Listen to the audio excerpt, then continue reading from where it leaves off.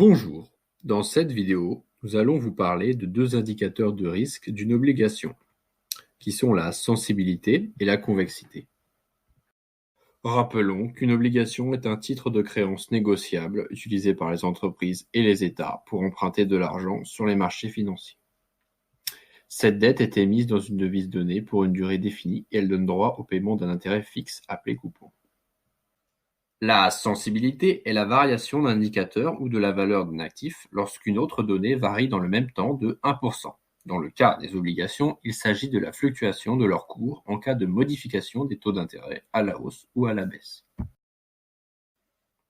Voici la description de l'obligation gouvernementale française qui a pour coupon annuel 0,75 et pour maturité le 25 mai 2052. La fonction IAS sur Bloomberg nous permet d'accéder à la sensibilité de cette obligation, qui est, pour le coup, égale à 28,186. La duration d'une obligation est la durée de vie moyenne de ses flux financiers pondérés par leur valeur actualisée. Autrement dit, la période à l'issue de laquelle sa rentabilité n'est plus affectée par la variation des taux d'intérêt. Plus la duration d'une obligation est grande, plus le risque est grand. La duration d'une obligation varie en fonction de trois composantes: le coupon de l'obligation, la maturité de l'obligation, ainsi que le rendement de l'obligation. Lorsque le taux du coupon est faible, le remboursement du capital à l'échéance représente une part plus importante du total des paiements.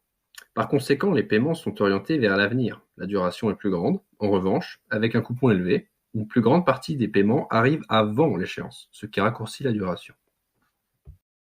Pour ce qui est de la maturité, le raisonnement est très simple. Plus l'échéance d'un titre est longue, plus il faut de temps à un investisseur pour recevoir tous les flux financiers du titre. Par conséquent, plus l'échéance moyenne pondérée des flux de trésorerie de l'obligation seront longues, plus la duration de l'obligation sera élevée, et réciproquement. Pour ce qui est du rendement, la logique est la suivante. Comme un rendement plus élevé réduit la valeur actuelle des flux financiers futurs, de fait, un rendement élevé réduit également la duration. On peut donc observer une relation inverse entre ces deux variables. Pour ne pas s'emmêler les pinceaux avec les concepts américains, il est important de différencier les deux termes. La Modified Duration correspond à la sensibilité abordée plus en amont, et la Macaulay Duration correspond à la duration en français.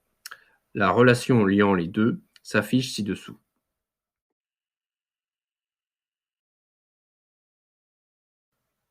Nous pouvons voir dans ce tableau que la Modified Duration, ou simplement en français la sensibilité, donne un aperçu assez précis de la variation du prix. La sensibilité et la duration sont deux métriques de risque importantes pour les obligations. Ils ne sont cependant pas exempts de défauts pour représenter le risque par exemple de certains types de produits obligataires, comme les obligations remboursables par anticipation. C'est pour compléter ces deux notions qu'on parlera d'une troisième, la convexité. La convexité est la dérivée seconde du cours de l'obligation par rapport au taux d'intérêt.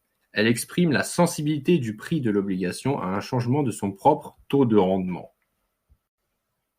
La ligne courbe du graphique ci-dessous montre la relation entre le prix et le taux de rendement actuariel d'une obligation non remboursable par anticipation.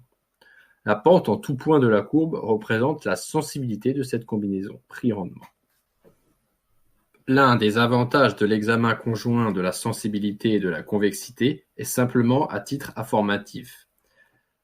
La combinaison des deux mesures donne une meilleure estimation de l'évolution du prix pour une variation donnée des taux de rendement actuariels.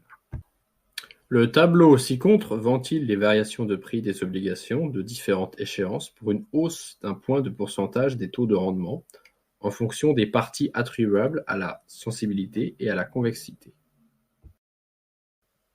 Les deux dernières colonnes comparent la variation de prix estimée en combinant la durée et la convexité avec la variation de prix réel des obligations.